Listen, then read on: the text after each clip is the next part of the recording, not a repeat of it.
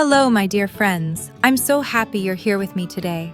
In this video, I'll share some of my favorite tricks to help you clean and mop your floors efficiently, saving time, energy, and keeping that fresh feeling for days.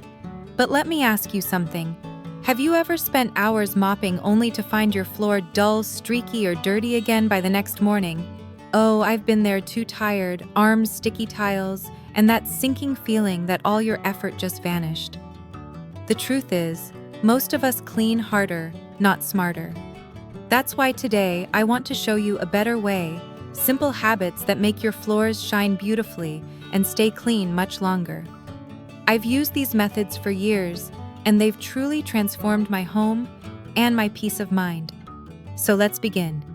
And don't forget to follow and subscribe, because more gentle, smart cleaning secrets are waiting for you in the next videos.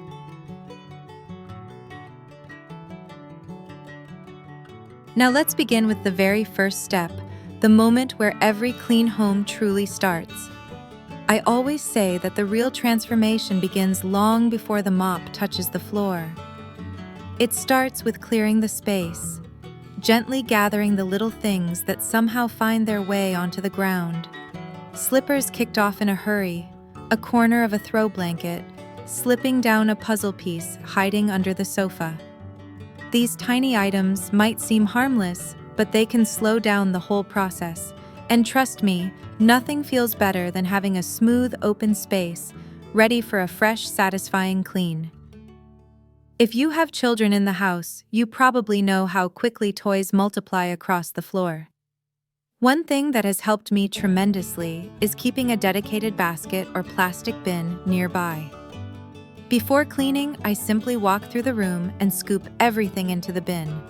It turns a 20-minute task into a 2-minute one. I've learned to see this not as another chore, but as a simple rhythm, something that keeps the home running gently and peacefully. As for small rugs, mats, or floor throws, giving them a quick shake outdoors or letting them sit under the sun for a few minutes works wonders. The sunlight freshens the fabric, removes hidden dust, and brings back that soft, cozy feeling underfoot. It's such a small step, yet it makes the whole room feel more alive. Once everything is cleared away, mopping becomes effortless. No tripping over toys, no moving things around halfway through. The mop glides, the floor shines, and there's a sense of completion that feels deeper than cleaning. It feels like resetting the whole home. Preparing the floor isn't just a task. It's a gentle ritual that makes the entire process smoother and so much more enjoyable. So if you enjoyed this little cleaning ritual, don't miss tomorrow's video. We'll dive into transforming a truly cluttered space into a calm, cozy order. It's practical, uplifting, and you'll love it. You think your floor is clean? Wait until you see what most people forget to do. Once everything is cleared and the floor feels open again, that's when the real cleaning begins. But before you let the mop glide, there's one crucial step that makes all the difference: preparing the surface properly.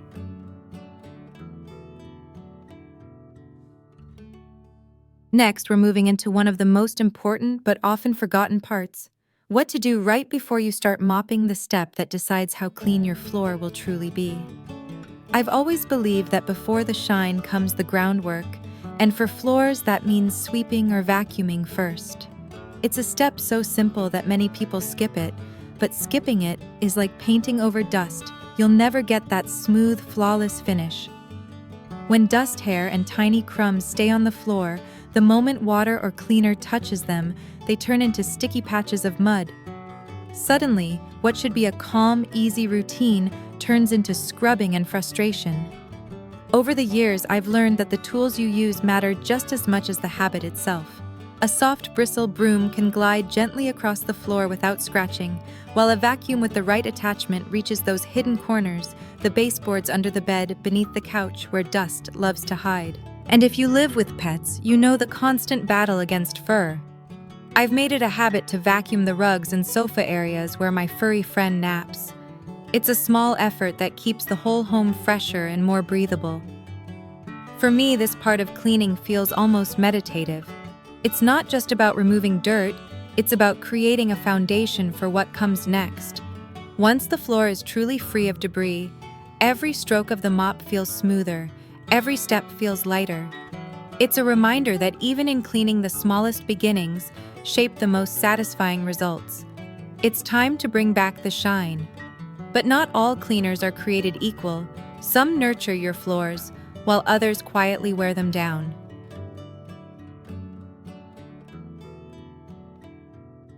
This part is all about choosing products that clean deeply without causing hidden damage.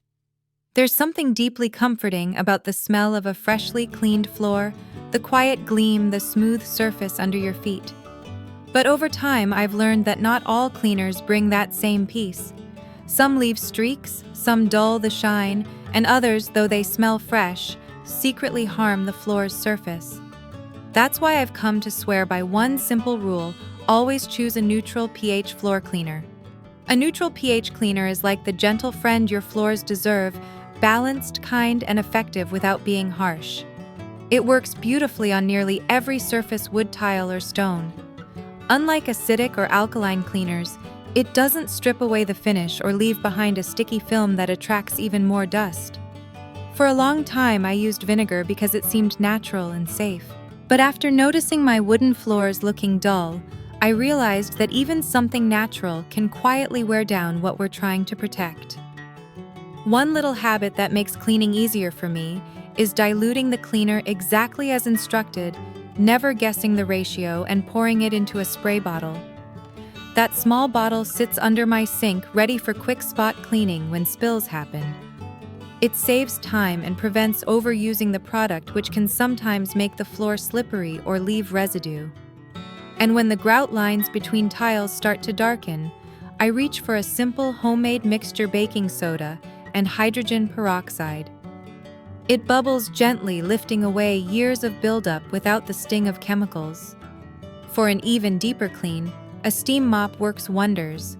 It loosens grime while sanitizing naturally. To me, cleaning isn't about chasing perfection. It's about caring for the space that holds your daily life. When we choose the right products, we're not just protecting our floors, we're nurturing the feeling of home. Even with the gentlest cleaner, a dirty mop can undo all your effort. It's like using a stained brush on a blank canvas. The results will never feel fresh.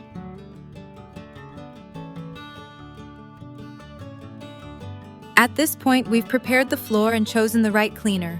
But here's something most people overlook: keeping the mop itself fresh and clean. You can use the fanciest tools and the best cleaner in the world, but if your mop head is dirty, all you're really doing is spreading yesterday's mess around. I learned this the hard way years ago, when I wondered why my freshly mopped floor still looked cloudy. The problem wasn't the product, it was the mop.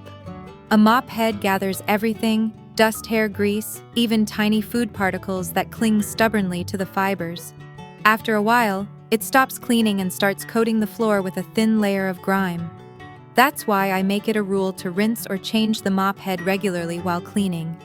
If you're using a traditional mop and bucket, keep an eye on the water. The moment it turns gray or cloudy, it's time to replace it. Otherwise, you're just swirling dirty water back and forth. I like to wash my mop heads in warm water with a few drops of mild detergent. It not only removes built-up dirt, but also gets rid of that musty smell that sometimes lingers after cleaning. Letting them dry completely under sunlight helps kill bacteria and keeps the fibers soft for the next use. Another small trick that makes a big difference is keeping a small microfiber cloth in my pocket while I clean. Whenever I notice a spill, a footprint, or a sticky patch, I wipe it on the spot before it spreads. It's amazing how these tiny habits, rinsing, refreshing, and staying attentive, keep the whole house cleaner for longer.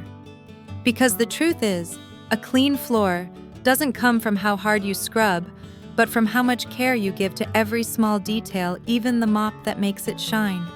Once your mop is fresh and ready, it's time to focus on how you move it. Because cleaning isn't about working harder, it's about working with rhythm, care, and a touch of mindfulness.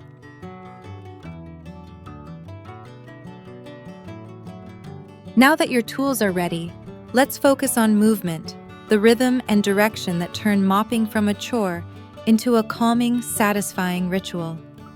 There's something almost meditative about mopping the floor, the gentle rhythm, the quiet shine that follows each stroke. But I'll admit, there were days when cleaning felt like a never-ending race across a battlefield of dust. I used to rush through the entire room trying to finish quickly, only to find streaks, footprints, and missed corners. It wasn't until I learned the beauty of cleaning in small intentional sections that everything changed, not just the floor, but how I felt about the whole process. Now I divide my floors into little zones about 1.5 meters by 1.5 meters each. It may sound slower, but it's the secret to an even, spotless shine. I start from the farthest corner and move slowly toward the door, letting each cleaned section dry before I step forward. This simple system keeps me from walking on freshly cleaned floors and gives each part of the room the attention it deserves. When I'm cleaning wooden floors, I always mop along the grain. It's amazing how much difference this small detail makes. The light catches the surface beautifully, and there are no dull streaks left behind. For rooms with natural light, I follow the direction of the sunlight. Instead, it helps me see spots I might have missed and keeps the finish flawless. If you're dealing with a large space, here's a little trick.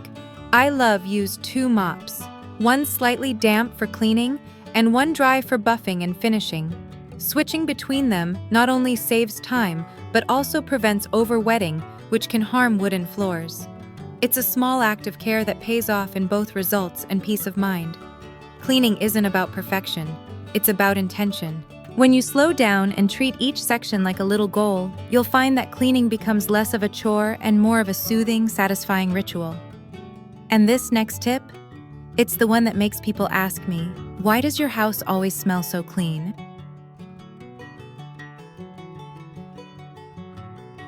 This part is all about keeping the freshness alive long after you've finished cleaning. You know that magical moment when you finish mopping, the light hits the floor. Everything smells clean, and for a brief second, the whole world feels peaceful. I live for that feeling. But let's be honest, it doesn't always last.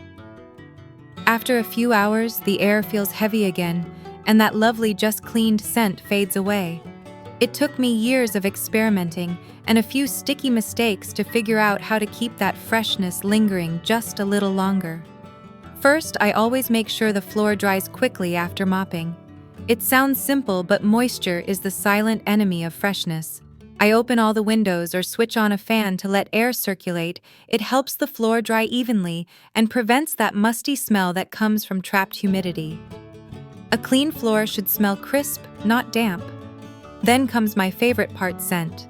Instead of harsh air fresheners or heavy fragrances, I add just a few drops of natural essential oils to my mop water. Orange and lemon give an instant lift to the room, while lavender makes evenings feel soft and calm. It's a gentle touch enough to leave a whisper of scent without overwhelming the senses. One thing I've learned the hard way: skip the perfume or strong chemical scents. They might smell fresh at first, but they often leave streaks or trigger allergies. Nature's simplicity truly works best. For wooden floors, I take one last loving step, a quick wipe with a soft, dry cloth. It adds a natural sheen that feels luxurious and keeps the surface protected. And to make that sense of freshness last all day, I tuck tiny sachets of dried herbs or use a subtle diffuser in the corners of the room. It's not just about cleanliness, it's about creating a home that smells like calm comfort and care. Most people think it's over once the mop is put away, but the real magic starts right after that. It is a secret.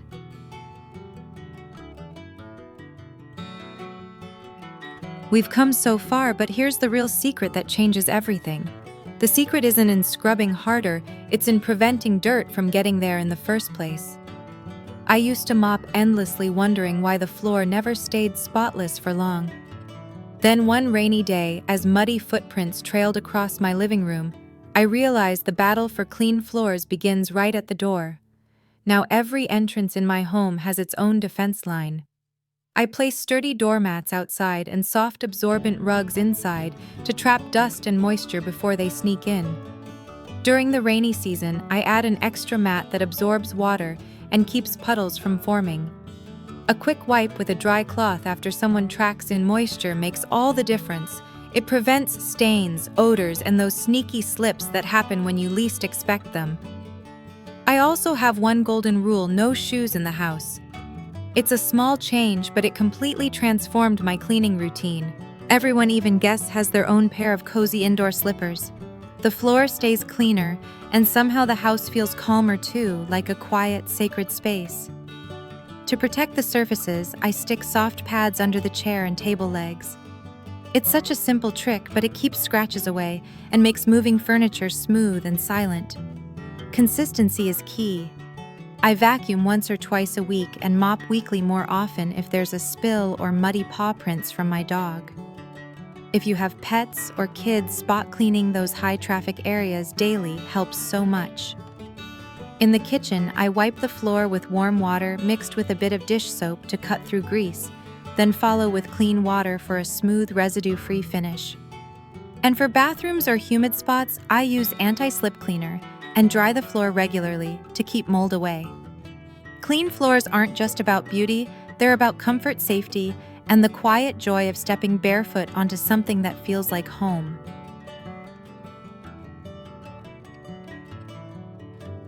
Finally, we've reached the last part: the quiet, powerful habits that keep your home clean effortlessly, day after day. A few minutes each day can do more than a deep clean once a week ever could. Now, I treat my cleaning like small rituals woven into the week. Mondays are for vacuuming the living room, just enough to catch crumbs and dust. On Wednesdays, I give the bedroom floor a gentle wipe, and on weekends, I take time for a full reset: corners under the bed and behind furniture. It's never a race. It's more like caring for something you love. I also set aside 5 to 10 minutes each day for what I call my quick rescue. Whenever I see footprints or small spills, I simply wipe them right away. It's surprising how much cleaner the whole house feels when you stay one step ahead.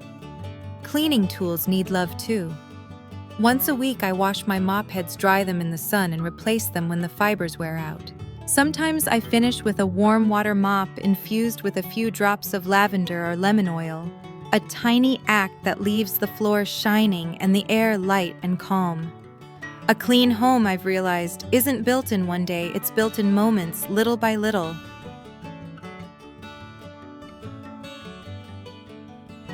If you found this video helpful, don't forget to like, share, and subscribe, because you deserve a home that breathes, shines, and feels lighter every single day.